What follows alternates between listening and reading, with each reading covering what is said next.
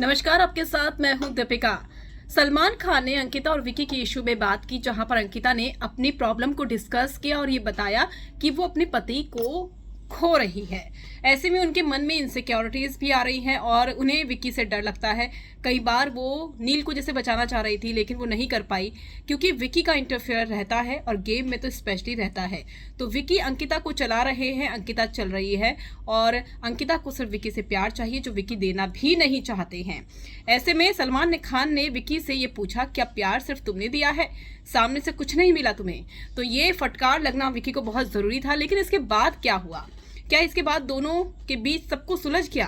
सुलझ तो ऑब्वियसली कुछ दिनों बाद जाएगा ही, कुछ घंटों बाद भी जाएगा, हो सकता है। लेकिन सवाल ये है कि अंकिता को जब गुस्सा आ गया तो विक्की ने फिर से कैसे धमकी दे डाली, और अपनी इसी धमकियों की वजह से विक्की अंकिता को कंट्रोल कर लेते हैं। और यही कंट्रोल होने के चक्कर में अंकिता फट रही है धीरे धीरे।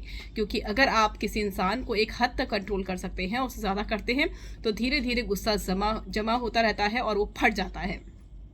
तो अंकिता ने ये कहा कि तुमने मुझे नेशनल टेलीविजन पर डंप कैसे बोला।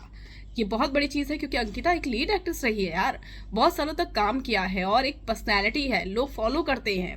और जब उसी लीड एक्ट्रेस को डंप बोला जाएगा उसके पति के द्वारा, तो छवि खराब होगी। तो ये अंकिता को समझ में आ गया। तो अंकिता ने विकी से यही डिस्कस किया कि डोंट कॉल मी डंप और नेशनल टेलीविजन।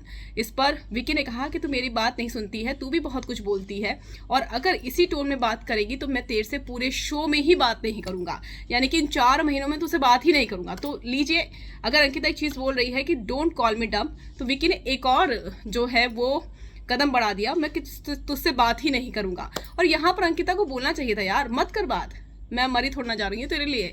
तो ये बात बोलनी चाहिए थी अंकिता को, लेकिन अंकिता इस डर से चुप हो गई कि विकी पूरे सीजन बात नहीं करेगा। भाई जिसको जरूरत होगी वो बात करेगा, जिसको नहीं होगी वो नहीं करेगा, और ये चीज़ अंकिता को समझनी चाहिए।